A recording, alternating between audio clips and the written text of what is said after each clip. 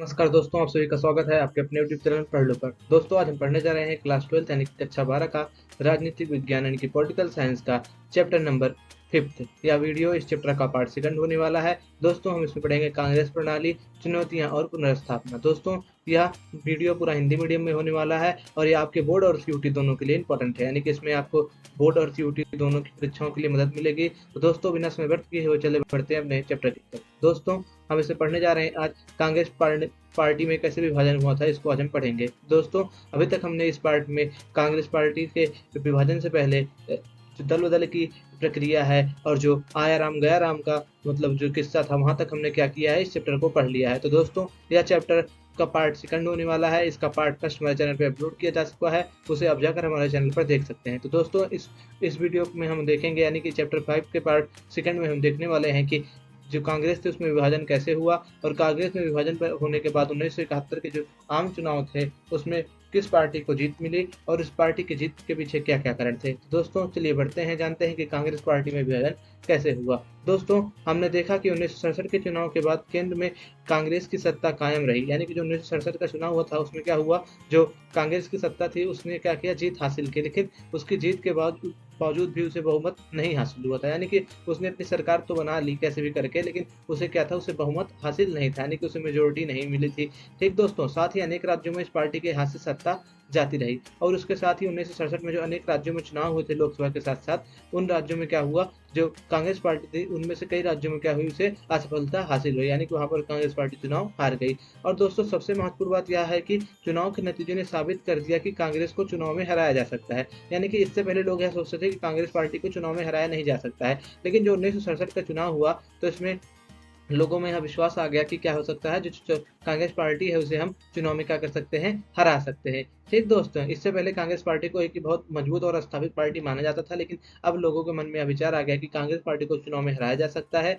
बहरहाल अब भी कांग्रेस का कोई विकल्प नहीं था, लेकिन दोस्तों अब भी उस समय जो समय था 1967 का, उस समय भी कांग्रेस का कोई विकल्प उपस्थित नहीं था। यानी कि वर्तमान समय में जैसे हम देखते हैं, इसमें कांग्रेस का विकल्प हमारे पास कई पार्टियां हैं, देख सकते हैं आप, जैसे भाजपा है या कोई अन्य पार्टियां हैं, जो क्षेत्रीय दल है या जो कोई अन्य संगठन है। लेकिन उस समय जो था, जो 1967 का ये दौर था, उस समय क्या था, कांग्रेस के सामने कोई भी पार्टी नहीं थी, यानी कि देश के सामने कोई और अन्य विकल्प कांग्रेस को मतलब हराने के लिए मौजूद नहीं था, यानी कि कांग्रेस का कोई अन्य विकल्प उस समय नहीं था। राज्यों में बनी अधिकतर गैर कांग्रेसी गठबंधन की सरकारें ज्यादा दिन तक टिक नहीं पाई और जो राज्यों में सरकारें बनी थी 1967 के आम चुनाव के बाद, उसमें क्या हुआ, जितनी भी सरकारें बनी थी वो कुछ ही समय बाद क्या हो गई, वो ध्वस्त हो गई या टूट गई और गठबंधन की सरकारें जो गैर कांग्रेसी थी वो ज्यादा दिन तक नहीं टिक पाई। ठीक दोस्तों, इन सरकारों ने बहुमत खोया और इन्हें या तो नए सिरे से गठबंधन बनाना पड़ा अथवा राष्ट्रपति शासन लागू करना पड़ा। यानी कि जो एक सरकारें बनी थी 1967 में अनेक राज्यों में, जो गैर कांग्रेसी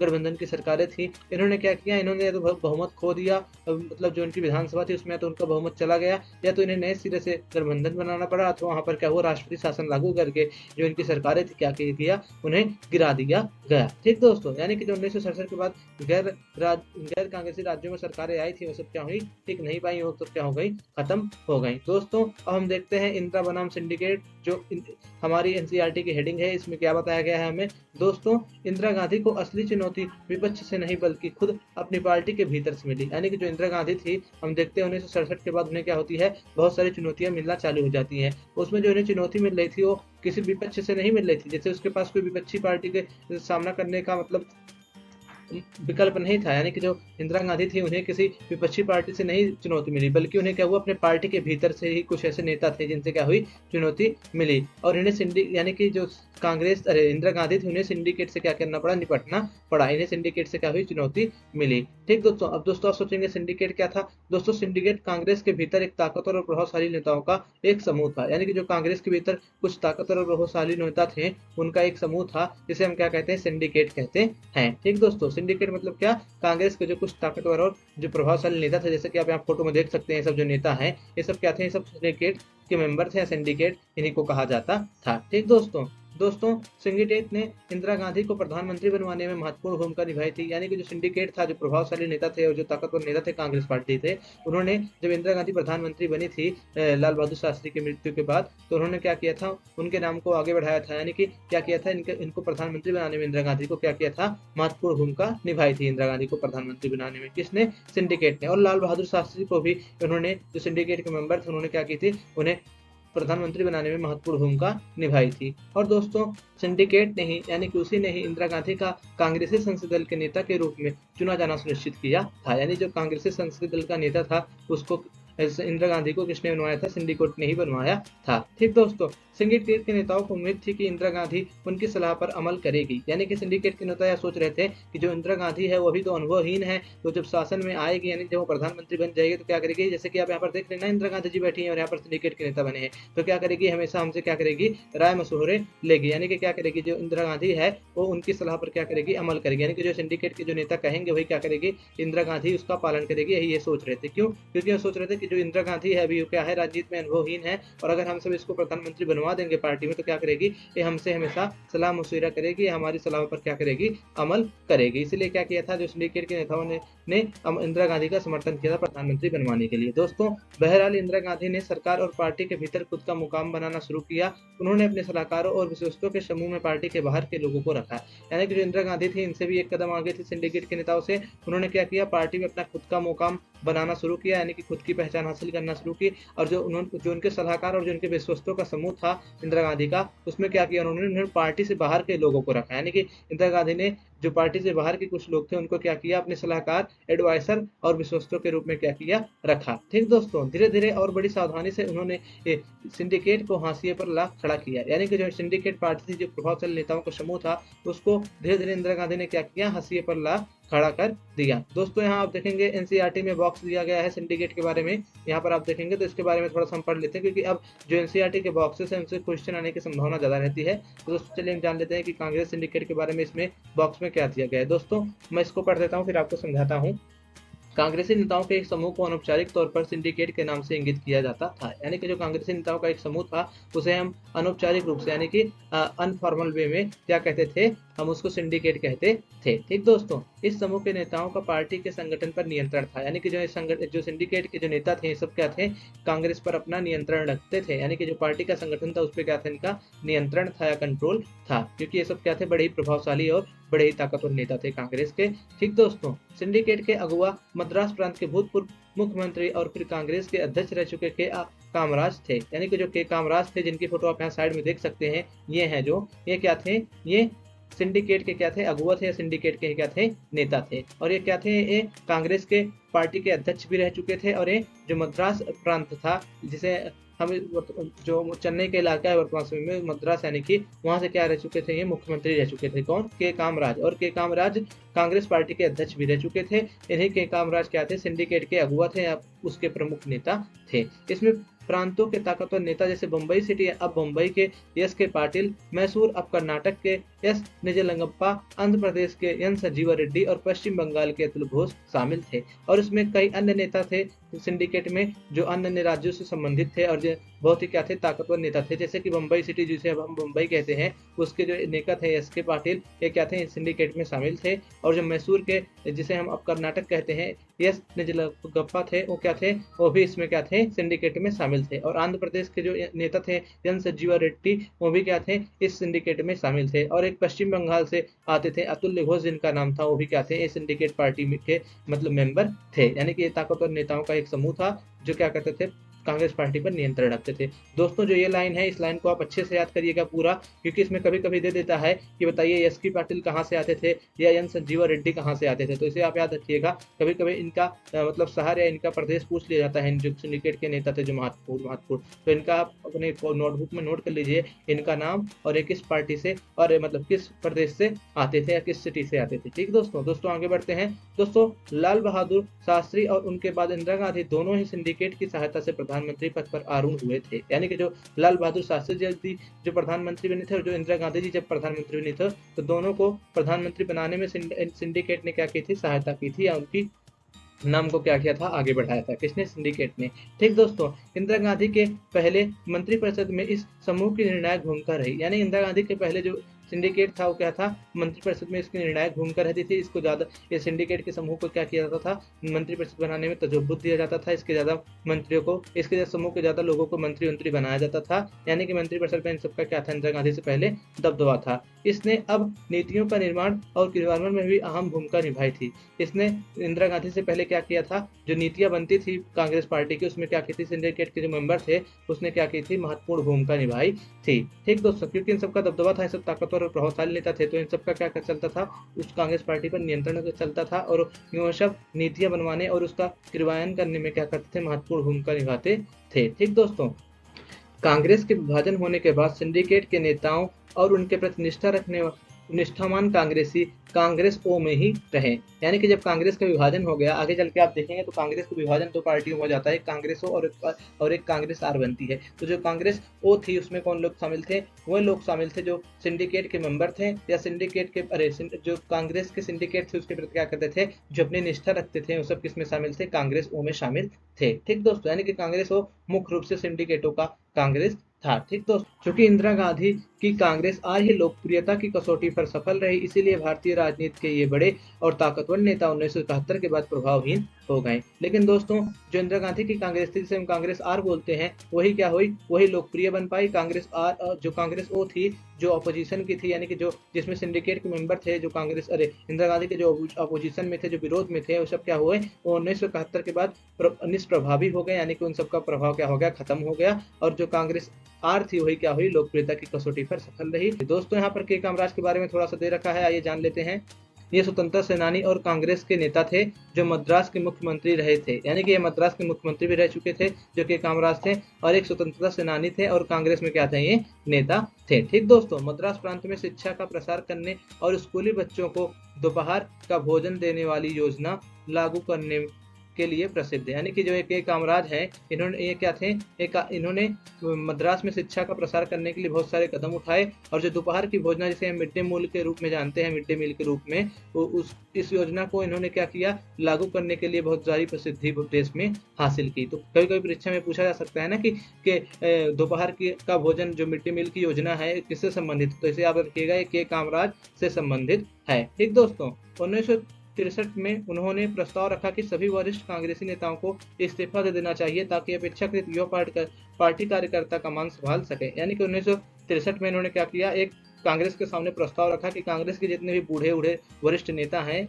वरिष्ठ मतलब क्या होता है, बुजुर्ग या मतलब सीनियर, जितने भी कांग्रेस के सीनियर नेता हैं उनको क्या करना चाहिए, इस्तीफा दे देना चाहिए। क्यों? अगर हम ऐसा करेंगे तो क्या होगा, जो कांग्रेस के जो नए युवा पार्टी कार्यकर्ता हैं क्या होंगे, वो पार्टी की कमान संभाल सकेंगे। यानी कि इन्होंने युवा कार्यकर्ताओं को बढ़ावा देने के लिए 1963 में योजना लाई कि सभी वरिष्ठ कार्यकर्ता, यानी कि जो कांग्रेस के सभी वरिष्ठ कार्यकर्ता हैं या मेंबर हैं, वो सब क्या कर दें, वह सब इस्तीफा दे दें, जिससे जो पार्टी में युवा कार्यकर्ता हैं वो पार्टी की कमान संभाल सके। और इसी प्रस्ताव को क्या कहा जाता है, कामराज योजना से नाम से जाना जाता है। यानी कि कामराज योजना क्या है, अगर आपसे पूछेंगे तो आप इसे बता दीजिएगा, प्रश्न पत्र में अगर क्वेश्चन आया तो इसका आंसर आप यही लिखिएगा। ठीक दोस्तों, आप कांग्रेस के अध्यक्ष भी रह चुके हैं, यानी कि ये जो के कामराज हैं आगे चल के कांग्रेस के अध्यक्ष भी होते हैं। ठीक दोस्तों, इसी तरह इंदिरा गांधी ने दो चुनौतियों का सामना किया। यानी कि जो इंदिरा गांधी थी, आप देखेंगे तो उन्होंने दो चुनौतियों का सामना किया।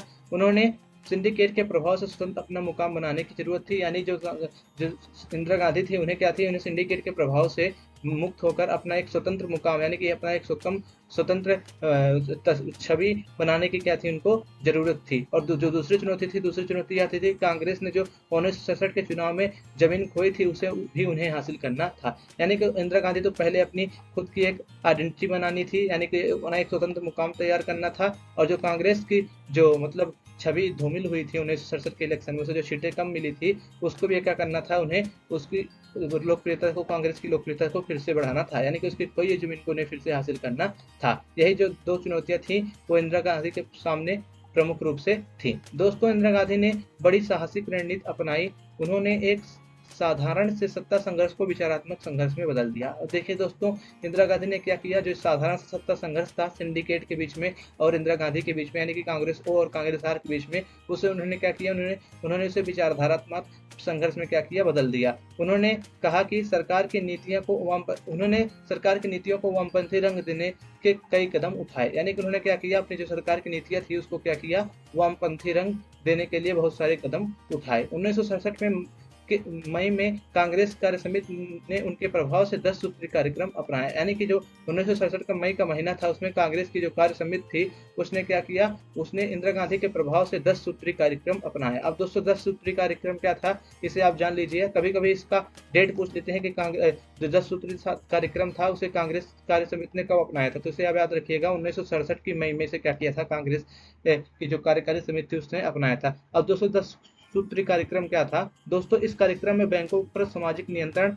आम बीमा के राष्ट्रीयकरण, शहरी संपदा और आय के परिसीमन, खाद्यान्न पर सरकारी नियंत्रण, खाद्यान्न का सरकारी वितरण, भूमि सुधार एवं ग्रामीणों को आवासीय भूखंड देने का प्रावधान शामिल था। यानी कि जो इतने कार्यक्रम थे, ये सब क्या थे, ये सब किसमें शामिल थे, ये सब 10 सूत्री कार्यक्रम में शामिल थे। और 10 सूत्री कार्यक्रम मतलब यही था कि बैंकों का क्या किया जाए, नेशनलाइजेशन किया जाए, आम बीमा का राष्ट्रीयकरण किया जाए और शहरी संपदा और आय का परिसीमन किया जाए, यानी कि शहरी संपदा की आय और जो उनकी संपदा है उसको क्या किया जाए, शहरी लोगों की उसको परिसीमित किया जाए और खाद्यान्न का सरकारी वितरण किया जाए। और ऐसे बहुत सारे अन्य सुधार थे, जैसे कि भूमि सुधार या ग्रामीण गरीबों को आवासीय भूखंड देने का प्रावधान, ये सब 10 सूत्री कार्यक्रम के अंतर्गत आते हैं, जिसे इंदिरा गांधी ने 1967 में लाने का प्रयास किया था। दोस्तों अब यहाँ पर ब्रैकेट में एस निजंगलप्पा के बारे में दिया गया है, उसे हम थोड़ा जान लेते हैं क्योंकि इससे प्रश्न आता है, आप सब जानते ही हैं। दोस्तों ये वरिष्ठ कांग्रेस नेता थे, संविधान सभा के सदस्य भी क्या होते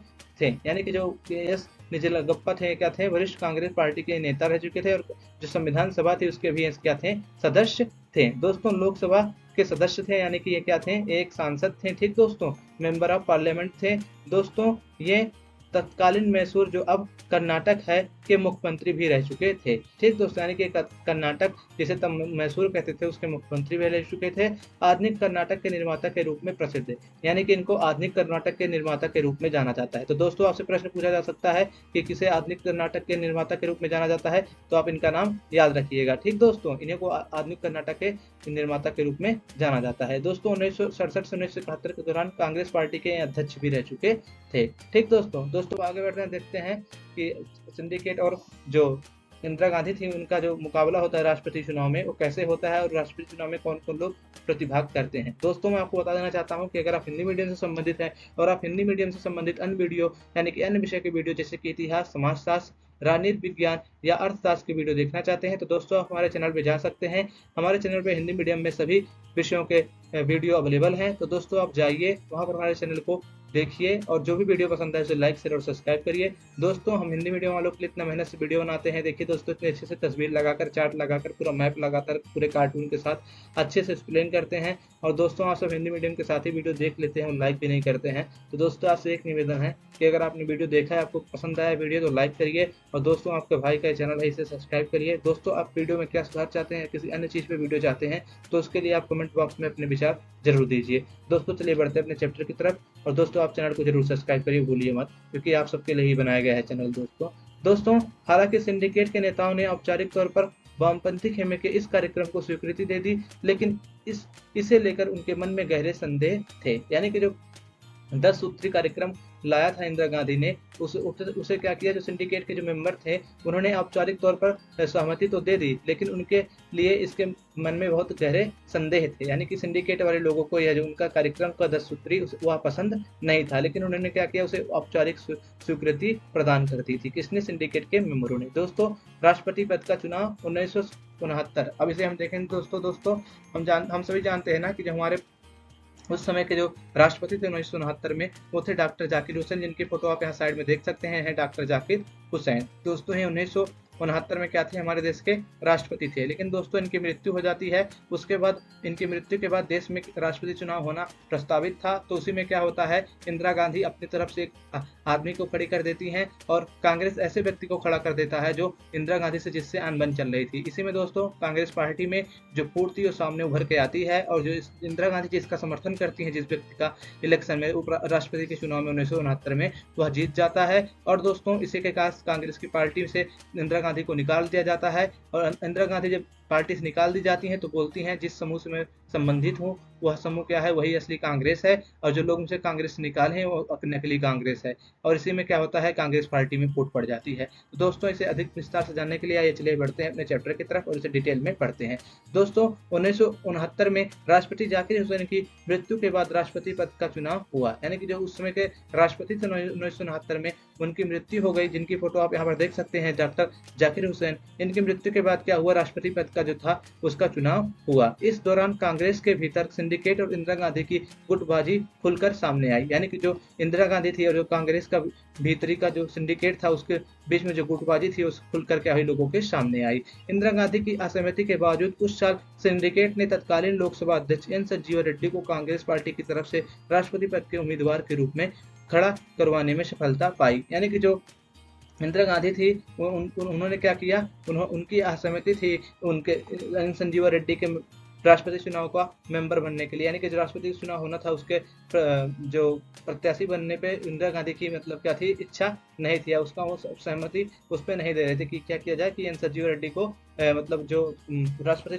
चुनाव में क्या किया जाए, उम्मीदवार बनाया जाए। लेकिन जो सिंडिकेट के मेंबर थे उसने क्या किया, उसने जो तत्कालीन लोकसभा के अध्यक्ष थे एन संजीवा रेड्डी उनको कांग्रेस की पार्टी की तरफ से राष्ट्रपति पद के उम्मीदवार के रूप में खड़ा करवाने में सफलता हासिल कर ली। तो ऐसे में जो इंदिरा गांधी थी उन्होंने भी क्या किया, उन्होंने भी एक सदस्य को खड़ा किया निर्दलीय, तो उसे हम आगे जानेंगे। दोस्तों जो एन संजीवा रेड्डी था उससे क्या था, इंदिरा गांधी की बहुत दिनों से क्या चल रही थी, राजनीतिक अनबन चल रही थी। यानी कि एन संजीवा रेड्डी जी थी और कांग्रेस की जो नेता थी इंदिरा गांधी, उनमें क्या थी, उनमें बनती नहीं थी, उनमें बहुत दिनों से राजनीतिक अनबन चल रही थी। इसके बावजूद भी क्या किया, जो सिंडिकेट के मेंबर थे उन्होंने एन संजीवा रेड्डी को ही राष्ट्रपति पद के लिए क्या किया, उम्मीदवार बनवाया। दोस्तों ऐसे में इंदिरा गांधी ने भी हार नहीं मानी, उन्होंने तत्कालीन उपराष्ट्रपति बीबी गिरी को बढ़ावा दिया कि वो एक स्वतंत्र उम्मीदवार के रूप में राष्ट्रपति पद के लिए अपना नामांकन भरें। और जो इंदिरा गांधी थी, जब उन्होंने देखा कि सिंडिकेट हमारे विरुद्ध में क्या कर रहा है, जो उपराष्ट्रपति के चुनाव में एन संजीवा रेड्डी को उतार रहा है, तो उन्होंने क्या किया, उन्होंने जो उस समय के उपराष्ट्रपति थे, यानी कि जो हमारे देश के 1969 में उपराष्ट्रपति बीबी गिरी जी थे, उनको क्या किया, उनको कहा कि आप एक स्वतंत्र उम्मीदवार के रूप में क्या करिए, राष्ट्रपति पद के लिए अपना नामांकन भरिए। दोस्तों इंदिरा गांधी ने 14 अग्रणी बैंकों के राष्ट्रीयकरण और भूतपूर्व राजाओं महाराजाओं को प्राप्त विशेषाधिकार यानी टीवी पर्स को समाप्त करने जैसी कुछ बड़ी और जनप्रिय नीतियों की घोषणा भी की। यानी कि जो इंदिरा गांधी थी उन्होंने क्या किया, जो 14 बड़े बैंक थे उनका क्या किया, राष्ट्रीयकरण किया, यानी कि जो बैंक थे उनका क्या किया गया, नेशनलाइजेशन किया गया। और जो पहले के राजा महाराजा थे उनको जो विशेषाधिकार प्राप्त था, यानी कि जो टीवी पर प्राप्त था, उसको भी क्या किया, इंदिरा गांधी ने समाप्त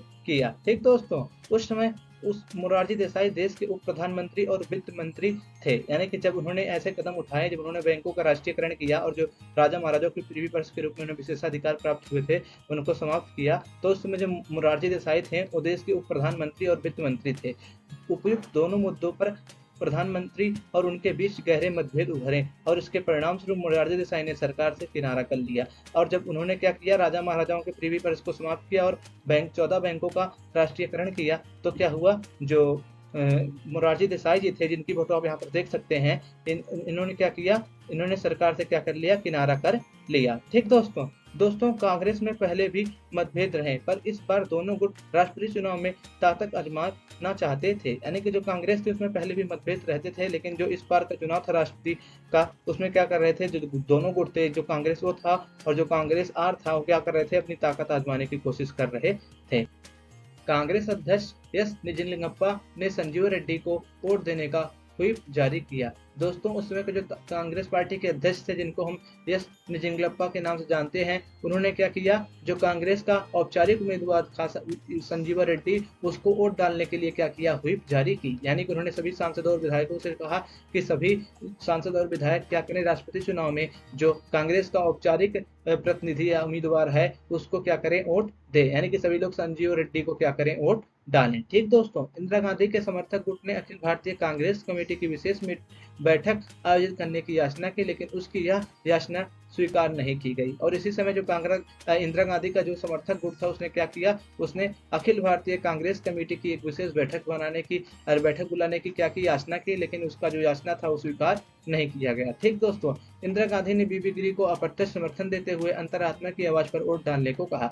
और जो इंदिरा गांधी थी, इस चुनाव में यानी कि जो राष्ट्रपति का चुनाव हो रहा था 1969 में, उन्होंने क्या किया, अप्रत्यक्ष रूप से बीबी गिरी को समर्थन दिया और लोगों और सांसदों और विधायकों से यह कहा कि क्या करिए, आप अंतरात्मा की आवाज पर क्या करिए, आप वोट डालिए। ठीक दोस्तों इसका मतलब यह था कि कांग्रेस के सांसद और विधायक अपनी मन मर्जी से किसी भी उम्मीदवार को वोट डाल सकते हैं। यानी कि जो इंदिरा गांधी ने कहा कि आप अपनी अंतरात्मा की आवाज पर वोट डालें तो सांसदों और विधायकों से, इसका मतलब यह था कि कांग्रेस के जो सांसद और विधायक हैं अपनी मन मर्जी से किसी भी उम्मीदवार को वोट डाल सकते हैं। ठीक दोस्तों, राष्ट्रपति चुनाव में स्वतंत्र उम्मीदवार बीबी गिरी ने कांग्रेस के आधिकारिक उम्मीदवार एन संजीवा रेड्डी को हरा दिया। और जो राष्ट्रपति पद का चुनाव हुआ था 1969 में, उसमें जो कांग्रेस पार्टी का औपचारिक उम्मीदवार था यानी कि एन संजीवा रेड्डी, उसको एक स्वतंत्र उम्मीदवार जो बीबी गिरी था, जिसको इंदिरा गांधी का समर्थन प्राप्त था, उसने क्या किया, हरा दिया। दोस्तों आप यहाँ पर देखेंगे एक कार्टून दिया गया है इसी चुनाव के ऊपर टिप्पणी करते हुए, जो राष्ट्रपति का चुनाव हुआ था 1969 में, उसी के बारे में हम जान लेते हैं। इसके माध्यम से मतलब क्या कहने की कोशिश किया जा रहा है। दोस्तों देखेंगे यहाँ पर इंदिरा गांधी जी हैं और बीबी गिरी जी हैं। यहाँ पर देखेंगे तो आप इंदिरा गांधी जी को भी एक पंच वाला जो बॉक्सिंग का मुक्केबाजी वाला दस्ताना रहता है उसे पहनाया गया है। और आप देखेंगे यहाँ पर तो कांग्रेस के जो नेता हैं उनको दिखाया गया है और यहाँ पर कांग्रेस को गिरा हुआ दिखाया गया है। दोस्तों अब इसमें एक प्रश्न पूछ रहा है कि क्या आप बता सकते हैं कि इस कार्टून में इंदिरा गांधी को मुक्केबाजी वाला दस्ताना पहनाए हुए क्यों दिखाया गया है। इसमें यह प्रश्न पूछ रहा है कि इसमें तो जो कांग्रेस की उसमें कि इंदिरा गांधी जी प्रधानमंत्री थी, उनको इसमें मुक्के वाला दस्ताना क्यों पहनाया हुआ दिखाया गया है इस फोटो में। उस मुक्के वाला दस्ताना तो सिर्फ इन्हीं को पहने रहना चाहिए था, इसमें इनको भी क्यों दिखाया गया। दोस्तों इसमें इस प्रश्न का उत्तर यहाँ पर नीचे दिया गया है, आप देखेंगे तो। दोस्तों कार्टून में इंदिरा गांधी को दस्ताना पहनाए गया है क्योंकि बीबी गिरी की जीत में असली लड़ाई उन्होंने ही सिंडिकेट से लड़ी थी। दोस्तों इसमें कांग्रेस की जो इंदिरा गांधी थी उनको इसलिए दस्ताना पहने हुए दिखाया गया है क्योंकि उन्होंने क्या किया था, बीबी गिरी की जो जीत में असली लड़ाई थी उन्होंने लड़ी थी और उन्होंने क्या किया था, सिंडिकेट से लड़ाई करके यानी कि सिंडिकेट का मुकाबला करके बीबी गिरी को क्या किया था, भारत का राष्ट्रपति बनवाया था। यानी कि इसमें असली लड़ाई क्या किया था, इंदिरा गांधी जी ने ही लड़ा था, इसलिए उन्हें दस्ताना पहने हुए दिखाया गया है। दोस्तों आगे बढ़ते हैं और जानते हैं इसमें और क्या दिया गया है। कांग्रेस पार्टी के आधिकारिक उम्मीदवार की हार से पार्टी का टूटना तय हो गया। और जब कांग्रेस पार्टी का जो आधिकारिक उम्मीदवार था उपराष्ट्रपति के चुनाव में जब वो हार गया तो कांग्रेस पार्टी का टूटना यानी कि उसका विखंडित होना तय था। कांग्रेस अध्यक्ष ने प्रधानमंत्री को अपनी पार्टी से निष्कासित कर दिया। यानी कि जो कांग्रेस के अध्यक्ष थे उसमें उन्होंने क्या किया, जो प्रधानमंत्री थे यानी कि जो इंदिरा गांधी जी थी उनको क्या किया, अपने पार्टी से क्या कर दिया, निकाल दिया। निष्कासित करने का मतलब क्या होता है, निकाल दिया। पार्टी से निष्कासित इंदिरा गांधी ने कहा कि उनकी पार्टी ही असली कांग्रेस है। और जब पार्टी से इंदिरा गांधी को निकाल दिया गया तो इंदिरा गांधी ने क्या किया, इंदिरा गांधी ने कहा कि उनकी जो पार्टी है वही क्या है, असली कांग्रेस है। ठीक दोस्तों 1969 के नवंबर तक सिंडिकेट की अगुवाई वाले कांग्रेसी खेमे को कांग्रेस ऑर्गेनाइजेशन और इंदिरा गांधी की अगुवाई वाले कांग्रेसी खेमे को कांग्रेस रिविजनिस्ट कहा जाने लगा। यानी कि जो 1969 का जो नवंबर था उसके आते आते जो कांग्रेस का जो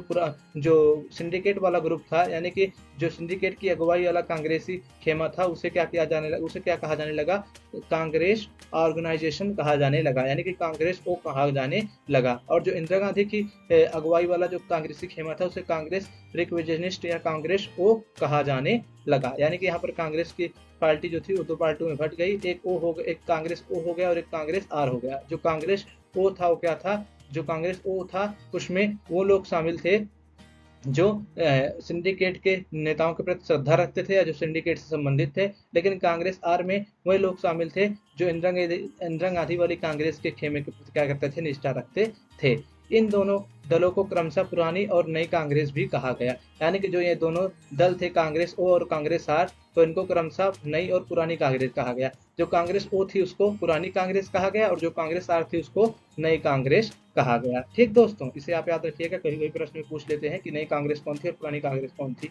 इंदिरा गांधी ने पार्टी की इस टूट को विचारधाराओं की लड़ाई के रूप में पेश किया, और जब पार्टी में टूट हो गई तो इंदिरा गांधी ने क्या किया, इसे कहा उन्होंने कहा कि यह विचारधाराओं की लड़ाई है। जो पार्टी में टूट हुई है विचारधाराओं की लड़ाई है। उन्होंने इसे समाजवादी और वाम पुरातनपंथी तथा गरीबों के हिमायती और अमीरों के तरफदार के बीच की लड़ाई करार दिया। उन्होंने कहा यह जो लड़ाई है या लड़ाई पार्टी के बीच नहीं, या विचारधाराओं की लड़ाई है, और ये लड़ाई समाजवादियों और पुरातनपंथियों के बीच में है, और जो गरीब के हिमायती हैं और अमीर के तरफदारों के बीच की क्या है, लड़ाई है। यानी कि इन्होंने अपने आप को समाजवादी के रूप में पेश किया और गरीब का हिमायती के रूप में पेश किया। और जो कांग्रेस जो ओ थी, यानी कि जो पुरानी कांग्रेस थी, सिंडिकेट वाली कांग्रेस थी, उसे उन्होंने अमीरों का तरफदारी करने वाला बताया, और उसे उन्होंने पुरातनपंथी बताया। ठीक दोस्तों अब प्रीवी पर्स क्या था, जिसे मैंने आपको बताया, जिसे इंदिरा गांधी ने समाप्त करने की कोशिश की थी। अब इसके बारे में हम थोड़ा जान लेते हैं।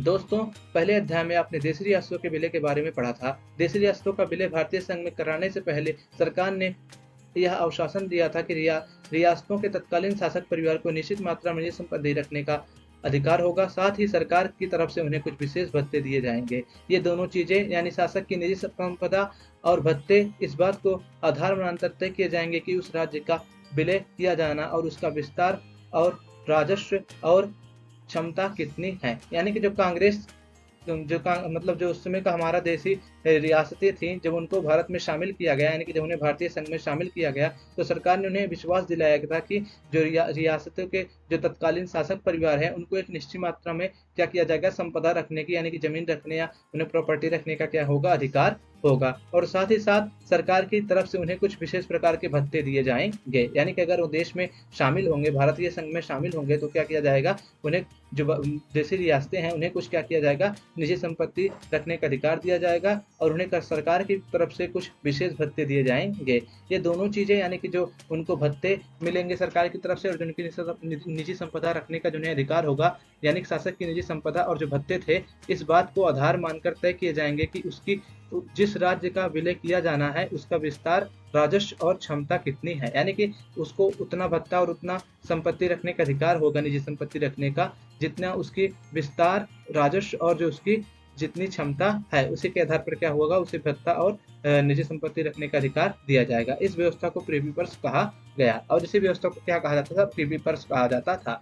यानी कि जो लोग जो रियासत के लोग थे, जो देशी रियासतों के जो शासक थे, जब वो हमारे भारत देश में शामिल हुए, तो उन्हें कुछ निजी संपत्ति रखने का अधिकार दिया गया था, और उन्हें सरकार की तरफ से कुछ विशेष भत्ते दिए जाते थे। इसी को क्या कहा जाता था, इसी को प्रीवी पर्स कहा जाता था। ठीक दोस्तों, रियासतों के विलय के समय राजा महाराजाओं को दी गई इस विशेष असुविधा की कुछ खास आलोचना नहीं हुई थी। यानी कि जो राजा महाराजा थे, जब इनका यह सुविधा प्रदान की गई थी, यानी कि जब इनको प्रीवी पर्स दिया गया था इन्हें भारतीय संघ में शामिल करवाने के लिए, तो इसकी कुछ विशेष आलोचना नहीं हुई थी, यानी कि इसकी आलोचना नहीं की गई थी। उस वक्त देश की एकता, अखंडता का लक्ष्य ही प्रमुख था, क्योंकि उस समय सभी लोग सोच रहे थे कि इन्हें किसी भी बहाने लालच देकर, पैसे वैसे का कैसे भी करके क्या किया जाए, देश में शामिल कर लिया जाए, क्योंकि उस समय देश की एकता और अखंडता ही क्या थी, एक प्रमुख लक्ष्य थी। बहरहाल ये वंशानुगत विशेषाधिकार भारतीय संविधान में वर्णित समानता और सामाजिक आर्थिक न्याय के सिद्धांत से मेल नहीं खाते थे। और जो दोस्तों, यह इनको विशेषाधिकार प्राप्त था, जो राजा महाराजाओं को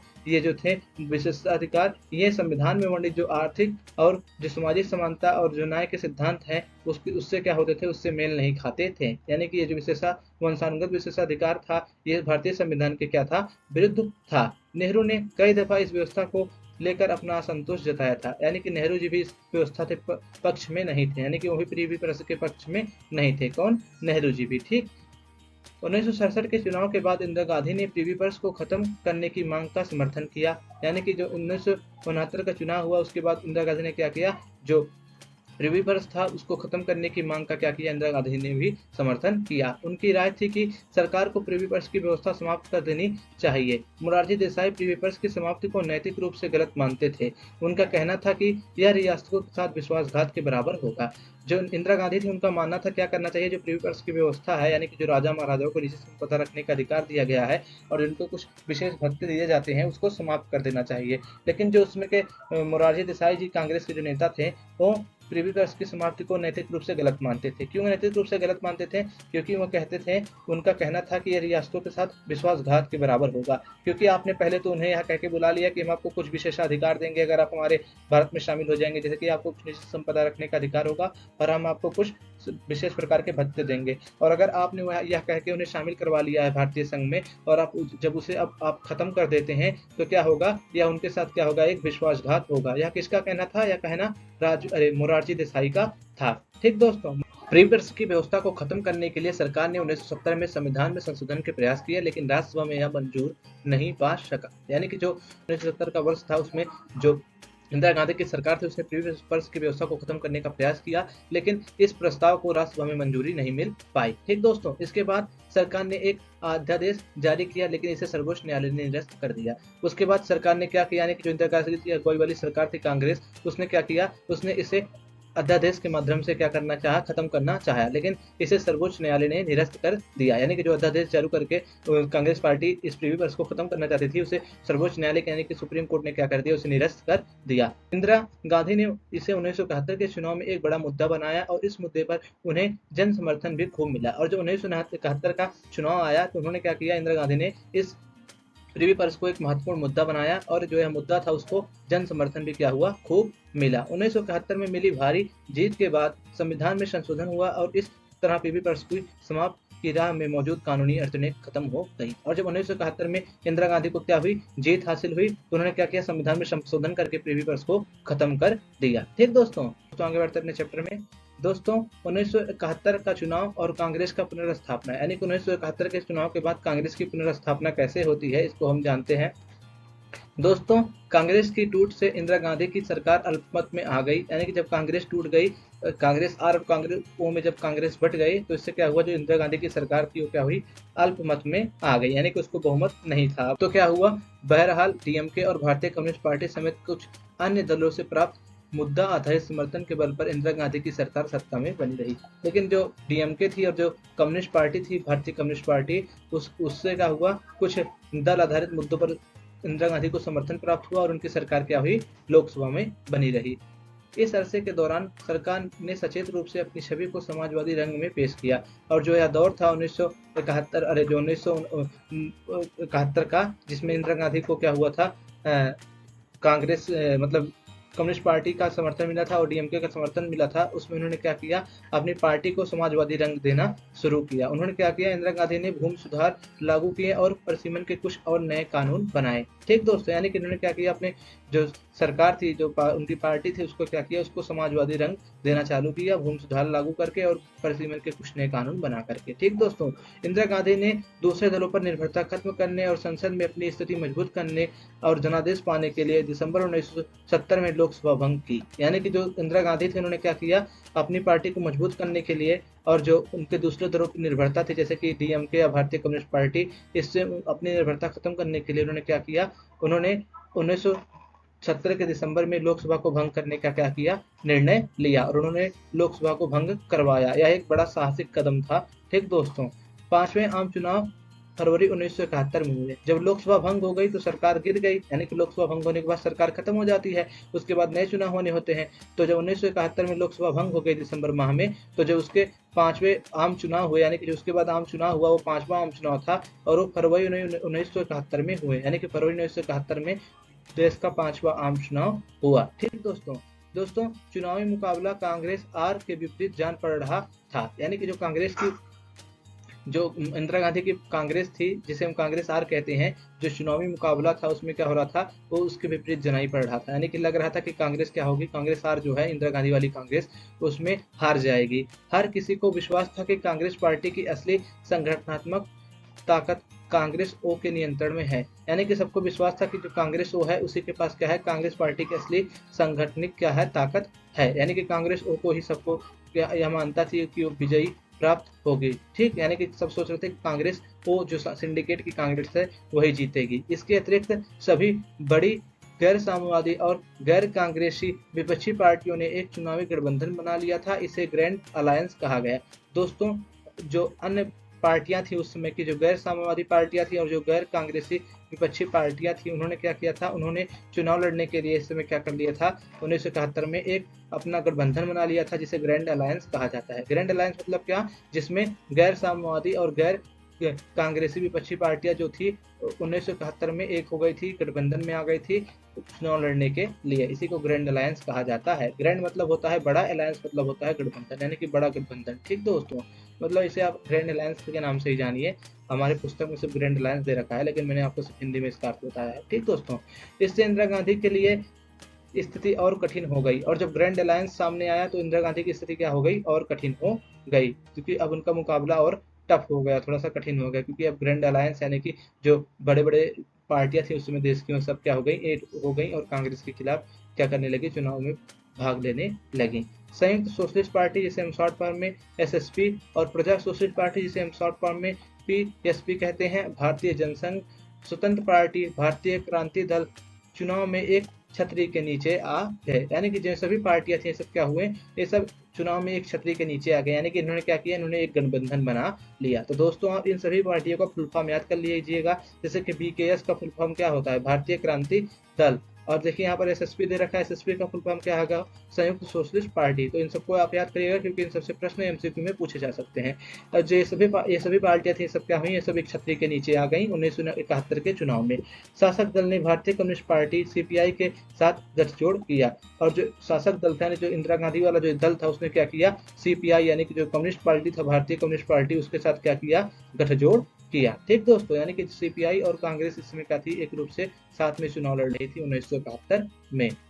इसके बावजूद नई कांग्रेस के साथ एक ऐसी बात थी जिसका उसके बड़े विपक्षियों के पास अभाव था, यानी कि सभी लोग तो साथ में आ गए थे, विपक्षी जितने भी थे इंदिरा गांधी को हराने के लिए, लेकिन जो इंदिरा गांधी की नई कांग्रेस थी उसके पास एक ऐसी बात थी जो उनके बड़े विपक्षियों के पास भी नहीं थी। नई कांग्रेस के पास एक मुद्दा था, एक एजेंडा और कार्यक्रम था, यानी कि जो नई कांग्रेस थी उसके पास मुद्दा था चुनाव लड़ने के लिए, और उसके पास एक एजेंडा था और एक कार्यक्रम था। लेकिन जो अन्य कांग्रेस की विपक्षी पार्टियां थी, यानी कि जो नई कांग्रेस के खिलाफ चुनाव लड़ रही थी, उनके पास कोई एक मुद्दा नहीं था। ग्रैंड अलायंस के पास कोई सुसंगठित राजनीतिक कार्यक्रम नहीं था, यानी कि जो ग्रैंड अलायंस है जिसमें कई विपक्षी पार्टियां और गैर साम्यवादी पार्टियां एक मिलकर चुनाव लड़ रही थी गठबंधन बना के, उनके पास कोई सुसंगठित राजनीतिक कार्यक्रम नहीं था। इंदिरा गांधी ने देश भर में घूम घूम कर कहा कि विपक्षी गठबंधन के पास बस एक ही कार्यक्रम है, इंदिरा हटाओ। यानी कि इंदिरा गांधी ने क्या किया, पूरे देश में प्रचार किया और घूम घूम कर कहा कि जो विपक्षी पार्टी है, यानी कि जो ग्रैंड अलायंस है या जो कांग्रेस वो है,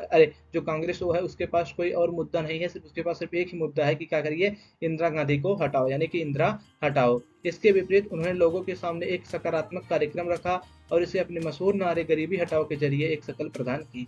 और उन्होंने क्या कहा, उन्होंने एक सकारात्मक कार्यक्रम लोगों के सामने रखा, उसे गरीबी हटाओ नारे के रूप में उन्होंने क्या किया, शकल प्रदान की। यानी कि इंदिरा गांधी ने 1971 के चुनाव में गरीबी हटाओ का नारा दिया, और जो विपक्ष था यानी कि जो ग्रैंड अलायंस था उसने क्या किया, इंदिरा हटाओ का नारा दिया। ठीक दोस्तों, इसी के साथ दोस्तों जो इंदिरा गांधी थी ने चुनाव अभियान में सार्वजनिक क्षेत्र, ग्रामीण भू स्वामित्व, शहरी संपदा का परिसीमन, आय असमानता और ट्रिब्यूटस खत्म करने पर जोर दिया। यानी कि जो 1971 का चुनाव था उसमें क्या किया, इंदिरा गांधी ने जो आय असमानता थी उसे समाप्त करने का, और ट्रिब्यूटस को समाप्त करने का, और शहरी संपदा का परिसीमन करने का, और ग्रामीण भू स्वामित्व पर क्या किया, बहुत ही ज्यादा जोर दिया। यानी कि उन्होंने कहा कि अगर इस बार 1971 के चुनाव में मैं जीत के आती हूँ तो मैं ट्रिब्यूटस को खत्म करूंगी, जो गरीबी है देश में उसको मैं क्या करूंगी, खत्म करूंगी। किसने कहा, इंदिरा गांधी ने कहा। ठीक दोस्तों, आप इसे याद रखिएगा, गरीबी हटाओ का नारा इसे कांग्रेस पार्टी ने यानी कि इंदिरा गांधी ने 1971 में दिया था। ठीक दोस्तों, कभी कभी प्रश्न में पूछा जाता है कि गरीबी हटाओ का नारा किस सन में आया था, तो आप इसे याद रखिएगा 1971 के आम चुनाव में आया था, यानी कि 5वें आम चुनाव में। ठीक दोस्तों, और ये इंदिरा गांधी जी द्वारा दिया गया था गरीबी हटाओ का नारा। इंदिरा गांधी ने गरीबी हटाओ नारे से भूमिहीन किसान, दलित, आदिवासी, अल्पसंख्यक महिलाएं, बेरोजगार युवाओं के बीच में समर्थन जुटाया। यानी कि जो इंदिरा गांधी ने गरीबी हटाओ का नारा दिया था उससे उन्होंने जो आदिवासी महिलाएं थी, जो माइनॉरिटी समूह था यानी कि जो अल्पसंख्यक समूह था, जो महिलाएं थी और जो बेरोजगार युवा थे, उनके बीच में क्या किया, समर्थन प्राप्त कर लिया। ठीक दोस्तों, और जो ये गरीबी हटाओ का नारा था या उनका प्रमुख राजनीतिक नारा और रणनीति थी, जिससे वो देशव्यापी समर्थन जुटाना चाहती थी। यानी कि गरीबी हटाओ नारा देकर इंदिरा गांधी पूरे देश में अपना समर्थन जुटाना चाहती थी, और यह उनका प्रमुख राजनीतिक नारा और प्रमुख राजनीतिक रणनीति थी। किसकी? इंदिरा गांधी की। ठीक दोस्तों, अब दोस्तों 1971 के चुनाव में क्या परिणाम आए और उसके बाद क्या हुआ उसको हम देखते हैं। यानी कि परिणाम और उसके बाद, परिणाम मतलब 1971 का परिणाम और उसके बाद की घटनाओं का हम देखेंगे। अब दोस्तों, कांग्रेस आर और सीपीआई के गठबंधन को इस बार जितनी वोट या सीटें मिली उतनी कांग्रेस पिछले 4 आम चुनाव में कभी हासिल नहीं कर सकी थी।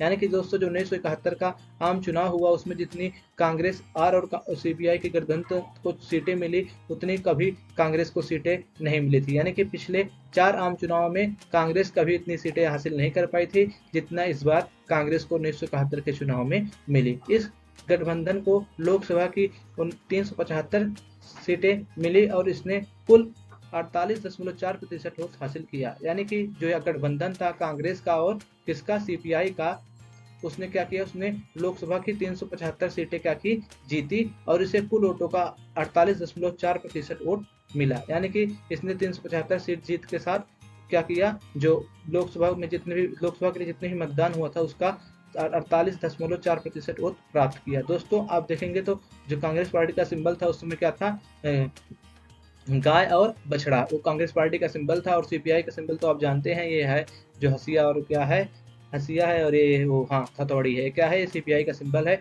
दोस्तों ये दोनों पार्टी ने क्या किया था, इन दोनों पार्टी ने मिलकर चुनाव लड़ा था 1971 में, और इन्होंने मिलकर 375 सीटें हासिल की थी। और अकेले इंदिरा गांधी की कांग्रेस यानी कि कांग्रेस आर को क्या किया था, इसमें 352 सीट और 44% वोट हासिल हुए थे। यानी कि 1971 के चुनाव में कांग्रेस आर की जो पार्टी थी सिर्फ उसे 352 सीटें और 44% वोट मिले थे। और जो इनका गठबंधन था सीपीआई के साथ, उसको मिला लें तो उनकी सीटें कुल कितनी थी, यानी कि सीपीआई और कांग्रेस की 375। ठीक दोस्तों इसे आप याद रखिएगा, कभी कभी आपसे प्रश्न में पूछ लिया जाता है। आप यहाँ पर देखेंगे तो आप देखें यहाँ पर 1971 के आम चुनाव में जो जिस पार्टी को जितनी सीटें मिली थी यहाँ पर दिया गया है, तो आप यहाँ पर देखेंगे NIC यानी कि इंडियन नेशनल कांग्रेस, तो इसको 441 कितनी सीटें मिली हैं, हाँ इसे मिली है 352 सीटें। यानी कि 352 सीटें किसे प्राप्त हुई थी, जो इंदिरा गांधी की कांग्रेस थी उसको प्राप्त हुई थी, और जो सीपीआई थी उसे कितना प्राप्त हुई थी। अगर आप निकालना चाहे तो आप 352 को 375 से घटा देंगे तो उतनी सीटें किसने मिली होंगी, सीपीआई को मिली होंगी। यानी कि सीपीआई को लगभग 2300 सीट मिली होंगी, इतना ही। ठीक दोस्तों आगे बढ़ते हैं। कांग्रेस में बड़े बड़े महारथी थे, लेकिन इंदिरा गांधी की पार्टी को जितनी वोट मिले थे उनके 1/4 वोट इनकी झोली में नहीं आए। इस पार्टी को महज 16% वोट मिले। यानी कि जो कांग्रेस वो थी, जो पुरानी कांग्रेस थी, जो सिंडिकेट वाली कांग्रेस थी, उसमें तो बड़े बड़े नेता थे, यानी कि बड़े बड़े उसमें महारथी थी, बहुत शक्तिशाली और ताकतवर नेता थे।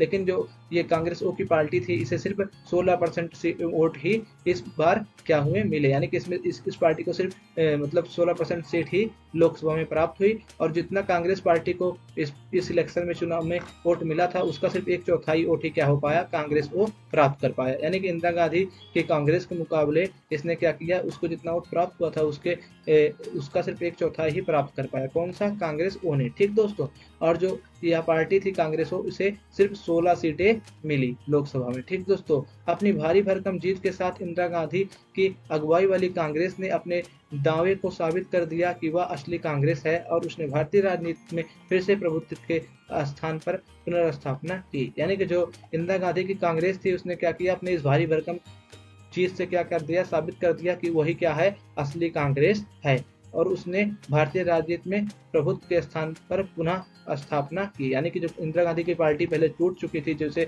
1967 के चुनाव में बहुत कम सीट मिली थी, लोकसभा में सही से बहुमत भी प्राप्त नहीं हुआ था, उसने क्या कर ली, उसने अपनी फिर से पुनर्स्थापना कर ली। ठीक दोस्तों, विपक्षी ग्रैंड अलायंस धराशायी हो गया था। इस महाजोट को 60 से भी कम सीटें मिली थी, और जो विपक्ष ने अलायंस बनाया था, अपना गठबंधन बनाया था, जिसे हम ग्रैंड अलायंस के नाम से जानते हैं, जिसमें कई सारी पार्टियां एक साथ आ गई थी, उसको सिर्फ 60 सीट से भी क्या हुई, कम सीटें क्या हुई, प्राप्त हुई। ठीक दोस्तों, यानी कि इसमें यह जो ग्रैंड अलायंस था क्या हो गया, धराशायी हो गया। 1971 के लोकसभा चुनाव के तुरंत बाद पूर्वी पाकिस्तान, जिसे अब बांग्लादेश के नाम से जाना जाता है, में एक बड़ा राजनीतिक और सैन्य संकट खड़ा हुआ। यानी कि 1971 के चुनाव के बाद देखेंगे हम तो क्या होता है, पूर्वी पाकिस्तान जिसे हम बांग्लादेश के नाम से जानते हैं अब, उसमें एक बड़ा राजनीतिक और सैन्य संकट खड़ा हो उठा था। दोस्तों आप यहाँ पर चुनाव साइड में देखेंगे तो एक तस्वीर दी गई है। इस तस्वीर का नाम है द ग्रैंड फिनिश।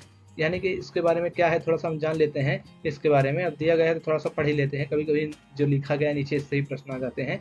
दोस्तों द ग्रैंड फिनिश नामक कार्टून में 1971 के आम चुनाव के परिणाम पर टिप्पणी की गई है। पराजित खिलाड़ी के रूप में उस समय के प्रमुख विपक्षी नेताओं को दिखाया गया है। यानी कि जो इस समय का जो 1971 का चुनाव हुआ था, आम चुनाव, उसके परिणामों को लेकर जो द ग्रैंड फिनिश नाम का जो कार्टून है, इसे द ग्रैंड फिनिश नाम से हम जानते हैं, उस पर टिप्पणी की गई है। और जिसमें पराजित खिलाड़ी हैं वो कौन है, वो जो कांग्रेस के यानी जो विपक्षी नेता थे कांग्रेस के, वो क्या है, उनको दिखाया गया है। यानी कि इंदिरा गांधी हैं और जो सभी हैं ये क्या है, जो विपक्षी नेता थे उस समय के कांग्रेस के, वो सब क्या है, उनको यहाँ पर दिखाया गया है पराजित खिलाड़ी के रूप में। ठीक दोस्तों आगे बढ़ते हैं। दोस्तों 1971 के चुनाव के बाद पूर्वी पाकिस्तान में संकट पैदा हुआ और भारत पाक के बीच युद्ध छिड़ गया। इसके परिणाम स्वरूप बांग्लादेश बना। और 1971 के बाद हम क्या देखते हैं, जो भारत और पाकिस्तान था उसके बीच में क्या हुआ, युद्ध छिड़ गया। और इससे क्या हुआ, जो पूर्वी पाकिस्तान था उसको एक नए देश के रूप में हमने सामने आते हुए देखा, जिसे हम क्या बोलते हैं, बांग्लादेश बोलते हैं। यानी कि भारत पाकिस्तान युद्ध के स्वरूप बांग्लादेश का जन्म हुआ। और ये भारत पाकिस्तान युद्ध कौन सा था, 1971 वाला भारत पाकिस्तान युद्ध था। ठीक दोस्तों, इन घटनाओं ने इंदिरा गांधी की लोकप्रियता में 4 चांद लगा दिए। क्यों? क्योंकि इसमें जो भारतीय सेना थी उसकी विजय हुई थी। तो इसमें देश की प्रधानमंत्री थी इंदिरा गांधी थी। तो जिसकी भी सरकार रहती है, जब भी सेना को विजय मिलता है तो उस सरकार को बहुत ज्यादा क्रेडिट मिलता है। तो जब ये जीत हुई, यानी कि जब भारत पाकिस्तान के युद्ध में 1971 में इंदिरा गांधी मतलब भारतीय सेना की जीत हुई, तो क्या हुआ, इस जीत ने इंदिरा गांधी की लोकप्रियता में 4 चांद लगा दिए। यानी कि उसकी लोकप्रियता क्या हो गई, बढ़ गई। विपक्ष के नेताओं तक ने उनकी राज्य कौशल की प्रशंसा की। और जो विपक्ष के नेता थे उन्होंने भी क्या किया, इंदिरा गांधी की प्रशंसा की। ठीक दोस्तों, राज्य कौशल मतलब होता है दोस्तों राज्य को चलाने का कौशल। यानी कि एक देश कैसे चलता है उसको चलाने का कौशल होता, उसको हम क्या कहते हैं, राज्य कौशल कहते हैं। और जो इंदिरा गांधी का जो देश का चलाने का कौशल था उसके विपक्ष के नेताओं ने भी क्या किया, 1971 में प्रशंसा की। 1972 के राज्य विधानसभा के चुनाव में उनकी पार्टी को व्यापक सफलता मिली। यानी कि जो 1972 के राज्य विधानसभा के चुनाव होते हैं उसमें कांग्रेस पार्टी जीतकर सत्ता में वापस आती है। उन्होंने गरीबों और वंचित के रक्षक और एक मजबूत राष्ट्रवादी नेता के रूप में देखा गया। यानी कि जो इंदिरा गांधी थी उन्हें गरीबों के रक्षक और एक मजबूत राष्ट्रवादी नेता के रूप में क्या किया गया, देखा गया। ठीक दोस्तों, पार्टी के अंदर अथवा बाहर उसके विरोधी की कोई गुंजाइश नहीं थी। यानी कि पार्टी के अंदर बाहर अब कांग्रेस पार्टी के विरोध की कोई गुंजाइश नहीं रह गई थी। दोस्तों अगर आप यहाँ पर देखेंगे, यहाँ चित्र दिया गया है जिसमें इंदिरा गांधी को ट्रॉफी लेते हुए दिखाया गया है। और ट्रॉफी में से देखेंगे तो आप एक भिखारी कटोरा लेकर निकल रहा है, कोई लोग ऐसे हैं जो कटोरा लेकर निकल रहे हैं। दोस्तों इसके माध्यम से क्या बताया गया है, इसके माध्यम से बताया गया है कि 1971 के आम चुनाव की जीत में अनेक चुनौतियां और समस्याएं भी छुपी थी। यानी कि जो 1971 की जो इंदिरा गांधी को जीत हासिल हुई, जिसके ट्रॉफी इंदिरा गांधी ने हाथ में ले रखी है, उसके साथ क्या हुआ, उनको अनेक चुनौतियां और समस्याएं भी क्या हुई, देश की मिली। ठीक दोस्तों, यानी कि इसमें जो 1971 की आम चुनाव की जीत थी उसमें अनेक चुनौतियां और समस्याएं भी क्या हुई थी, छिपी हुई थी। इसी को इसमें क्या किया गया है, इसी में इसको दर्शाया गया है इस कार्टून में। ठीक दोस्तों आगे बढ़ते हैं। दोस्तों कांग्रेस लोकसभा के चुनाव में जीती थी और राज्य स्तर के चुनाव में भी। यानी कि जो कांग्रेस थी, जब 1971 का और 1972 में इलेक्शन हुआ था विधानसभाओं का, तो उसमें क्या हुआ था, कांग्रेस जीती थी और उसे राज्य की जो चुनाव हुए थे विधानसभाओं में उसमें भी क्या हुए थे, भारी मात्रा में जीत मिली थी। इन दो लगातार जीतों के साथ कांग्रेस का दबदबा एक बार फिर कायम हुआ। यानी कि जो जीते मिली कांग्रेस को 1971 के लोकसभा चुनाव में और 1972 के जो अधिकांश राज्यों में विधानसभा के चुनाव हुए उसमें जो कांग्रेस को जीत मिली, उससे कांग्रेस का दबदबा एक बार फिर से कायम हुआ। कांग्रेस अब लगभग सभी राज्यों में सत्ता में थी। समाज के विभिन्न वर्गों में यह लोकप्रिय भी थी। अब कांग्रेस क्या थी, अब देश के सभी राज्यों में सत्ता में फिर से वापस आ गई थी। यानी कि 1972 तक कांग्रेस क्या हुई, देश के सभी राज्यों में फिर से सत्ता में आ गई और यह समाज के विभिन्न लोगों में लोकप्रिय भी हो गई। ठीक दोस्तों, महज 4 साल की अवधि में इंदिरा गांधी ने अपने नेतृत्व और कांग्रेस पार्टी के प्रभुत्व के सामने खड़ी चुनौतियों को धूल चटा दी थी। यानी कि जो कांग्रेस के सामने और जो इंदिरा गांधी के नेतृत्व के सामने चुनौतियां खड़ी थी, उसको इंदिरा गांधी ने 4 साल में क्या किया, खत्म कर दिया। कांग्रेस प्रणाली का पुनर्स्थापना, यानी कि कांग्रेस प्रणाली की पुनर्स्थापना से हम क्या समझते हैं, अब इसका अब हम अर्थ जानेंगे। दोस्तों आगे बढ़ने से पहले यहाँ पर बीबी गिरी के बारे में थोड़ा सा बॉक्स में दे रखा है, इसके बारे में जान लेते हैं थोड़ा सा। बीबी गिरी जी के बारे में, बीबी गिरी जी क्या थे, इनके बारे में थोड़ा जानकारी दे रखी है, तो इसे हम पढ़ लेते हैं दोस्तों 1 मिनट में। दोस्तों 1969 से 1974 तक भारत के राष्ट्रपति रह चुके थे बीबी गिरी जी। कांग्रेस नेता एवं आंध्र प्रदेश के मजदूर नेता थे बीबी गिरी जी। सिलोन, यानी कि जिसे अब हम श्रीलंका कहते हैं, में भारतीय उच्चायुक्त थे, जिसे सिलोन कहा जाता है इस समय, और जिसे उस समय सिलोन कहा जाता था, जिसे हम श्रीलंका के नाम से जानते हैं, उसमें क्या थे, भारतीय उच्चायुक्त रह चुके थे, यानी कि हाई कमिश्नर क्या हो चुके थे, ये सिलोन के रह चुके थे। केंद्रीय मंत्रिमंडल में श्रम मंत्री, उत्तर प्रदेश, केरल और मैसूर के राज्यपाल, यानी कि ये केंद्रीय मंत्रिमंडल में देखेंगे तो ये श्रम मंत्री रह चुके थे, यानी कि लेबर मिनिस्टर रह चुके थे, और उत्तर प्रदेश, केरल और मैसूर, जिसे हम कर्नाटक के नाम से जानते हैं, के राज्यपाल भी क्या होते हैं, बीबी गिरी रह चुके हैं। ठीक दोस्तों, उपराष्ट्रपति 1967 से 1969 तक, यानी कि 1967 से लेकर 1969 तक ये देश के उपराष्ट्रपति भी थे, और 1969 में क्या हुए, ये राष्ट्रपति जाकिर हुसैन के निधन के बाद कार्यकारी राष्ट्रपति का पदभार संभाला। इस्तीफा एवं राष्ट्रपति चुनाव में स्वतंत्र प्रत्याशी, यानी कि जब इन्होंने क्या किया, राष्ट्रपति चुनाव में भाग लिया, तो इन्हें क्या हुआ, इन्हें जीत हासिल हुई, और ये क्या हुए, राष्ट्रपति के चुनाव में इंदिरा गांधी का समर्थन पाकर विजयी भी हुए। ठीक दोस्तों, इतना था बीबी गिरी जी के बारे में, इसे हम जान लिए। अब आगे बढ़ते हैं, देखते हैं कांग्रेस प्रणाली की पुनर्स्थापना के बारे में आप क्या समझते हैं। दोस्तों अगर आपने अभी तक हमारा चैनल लाइक नहीं किया है, तो दोस्तों प्लीज इस चैनल को लाइक करिए। दोस्तों देखिए, इतने अच्छे से मैं सब चीज़ फोटो लगाकर और सारे एनसीईआरटी के बॉक्सेस लगाकर आपको समझाता हूँ, तो प्लीज़ हिंदी मीडियम वाले भाई और बहनों इस चैनल को सब्सक्राइब करो। दोस्तों कांग्रेस प्रणाली के पुनर्स्थापना का क्या मतलब निकलता है, इसको हम जानते हैं कि कांग्रेस प्रणाली का पुनर्स्थापना का क्या मतलब है।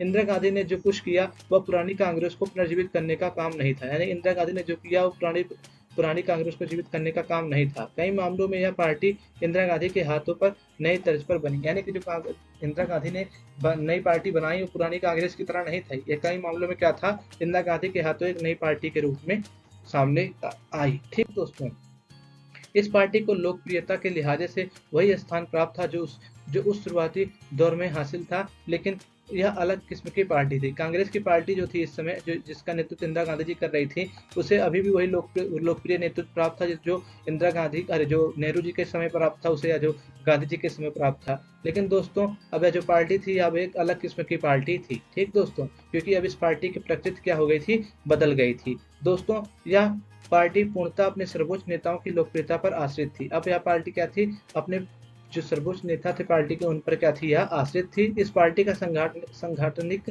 ढांचा भी अपेक्षाकृत कमजोर था, यानी कि जो कांग्रेस इंदिरा गांधी की नेतृत्व वाली पार्टी थी, यह क्या थी, या इसका जो संगठनात्मक ढांचा था वो क्या था, बहुत ही कमजोर था अपेक्षाकृत पहले के मुकाबले। इस कांग्रेस पार्टी के भीतर कई गुट नहीं थे, जैसा कि हम देखते हैं ना, जो पहले की कांग्रेस पार्टी थी उसमें कई सारे गुट थे ना, लेकिन जो ये कांग्रेस बनती है, इंदिरा गांधी की कांग्रेस जो बनती है जो इंदिरा गांधी की कांग्रेस बनती है 1971 के 1969 के राष्ट्रपति के चुनाव के बाद, वो क्या होती है, उसमें गुट रहने की गुंजाइश नहीं थी, इसमें यानी कि कई गुट नहीं थे। ठीक दोस्तों, यानी अब वह विभिन्न मतों और हितों को एक साथ लेकर चलने वाली पार्टी नहीं थी। इस पार्टी ने चुनाव जीते, लेकिन इस जीत के लिए पार्टी कुछ सामाजिक वर्गों जैसे गरीब, महिला, दलित, आदिवासी और अल्पसंख्यकों पर ज्यादा निर्भर थी। इस पार्टी ने तो कई चुनाव जीते, लेकिन अब ये पार्टी क्या थी, अब ये पार्टी ज्यादातर गरीबों, महिलाओं, आदिवासी और अल्पसंख्यकों पर क्या थी, निर्भर थी। ठीक दोस्तों, जो कांग्रेस उभर कर सामने आई वह एकदम नई कांग्रेस थी। इंदिरा गांधी ने कांग्रेस प्रणाली को पुनर्स्थापित जरूर किया, लेकिन कांग्रेस प्रणाली की प्रकृति को बदल दिया। लेकिन जो कांग्रेस अब उभर कर सामने आई वो कांग्रेस क्या थी, एकदम नई कांग्रेस थी। इंदिरा गांधी ने कांग्रेस की जो पुनर्स्थापना की, यानी कि कांग्रेस को भारतीय राजनीति में फिर से स्थापित किया, जिसका मतलब क्या हो रहा था, जिसका पतन हो रहा था 1969 के बाद, हम देखते हैं, जिसको सीटें कम मिल रही थी। लेकिन जो कांग्रेस पार्टी की पुनर्स्थापना इंदिरा गांधी ने की, वह कांग्रेस पार्टी क्या थी, प्रकृति के लिहाजे से क्या थी, एकदम अलग थी। यानी कि अब कांग्रेस की प्रणाली की प्रकृति क्या हो गई थी, एकदम बदल गई थी। ठीक दोस्तों कांग्रेस प्रणाली के भीतर हर तनाव और संघर्ष को पचा लेने की क्षमता थी। कांग्रेस प्रणाली को इसी खासियत के कारण जाना जाता था, लेकिन नई कांग्रेस ज्यादा लोकप्रिय होने के बावजूद इस क्षमता से हीन थी। दोस्तों जो पुरानी कांग्रेस थी उसमें क्या था, उसमें जो संघर्ष और जो तनाव होते थे उसको पचा लेने की क्षमता थी, लेकिन जो नई कांग्रेस बनी इंदिरा गांधी वाली, इसमें यह क्षमता नहीं थी, यानी कि यह संघर्ष और जो तनाव थे उसे पचा नहीं पाती थी। दोस्तों, कांग्रेस ने अपनी पकड़ मजबूत की और इंदिरा गांधी की राजनीतिक हैसियत अप्रत्याशित रूप से बढ़ी, लेकिन जनता की आकांक्षाओं की अभिव्यक्ति और लोकतंत्र जमीन छोटी पड़ती गई। दोस्तों, जो इंदिरा गांधी थी, यानी कि जो कांग्रेस थी उस समय की, उसने क्या किया, उसने अपनी पकड़ तो मजबूत बनाई और इंदिरा गांधी राजनीतिक हैसियत से अप्रत्याशित रूप से आगे भी बढ़ी, लेकिन जो जनता की आकांक्षाओं की अभिव्यक्ति की लोकतांत्रिक जमीन थी वो क्या हो गई, छोटी पड़ने लगी। यानी कि जो लोकतंत्र था उस समय क्या हो गया, वो थोड़ा सा संकट में आ गया। उनकी लोकतांत्रिक जमीन लोगों की क्या हो गई, अभिव्यक्ति की लोकतांत्रिक जमीन छोटी पड़ने लगी 1971 के बाद, जब इंदिरा गांधी शासन में आई। ऐसा एनसीईआरटी में लिखा गया है दोस्तों। ठीक दोस्तों, विकास और आर्थिक बदहाली के मुद्दे पर जन आक्रोश तथा लामबंदी लगातार बढ़ती रही, और जो विकास और आर्थिक बदहाली लोगों की थी उस समय 1971 में, उस समय क्या हुआ, लोगों के जन आक्रोश और लामबंदी क्या हुई, लगातार बढ़ती रही सरकार के खिलाफ। अगले अध्याय में आप पढ़ेंगे कि कैसे इन बातों ने एक राजनीतिक संकट उठ खड़ा हुआ, जिससे देश के संवैधानिक लोकतंत्र के अस्तित्व पर ही खतरा मंडराने लगा। अब दोस्तों, अब अगला जो चैप्टर होगा, यानी कि जो चैप्टर 6 होगा, उसमें आप पढ़ेंगे कि कैसे इन बातों से एक राजनीतिक संकट उठ खड़ा हुआ और जिससे देश के संवैधानिक लोकतंत्र के अस्तित्व पर ही खतरा मंडराने लगा। यानी कि कैसे इंदिरा गांधी ने क्या किया, इमरजेंसी लगाया और इमरजेंसी में क्या क्या घटनाएं हुई। आप दोस्तों इसे अगले अध्याय यानी कि अध्याय नंबर 6 में पढ़ेंगे। दोस्तों, इसी के साथ आपका ये चैप्टर समाप्त होता है। दोस्तों, अब आपको मिलते हैं एक अगले वीडियो में।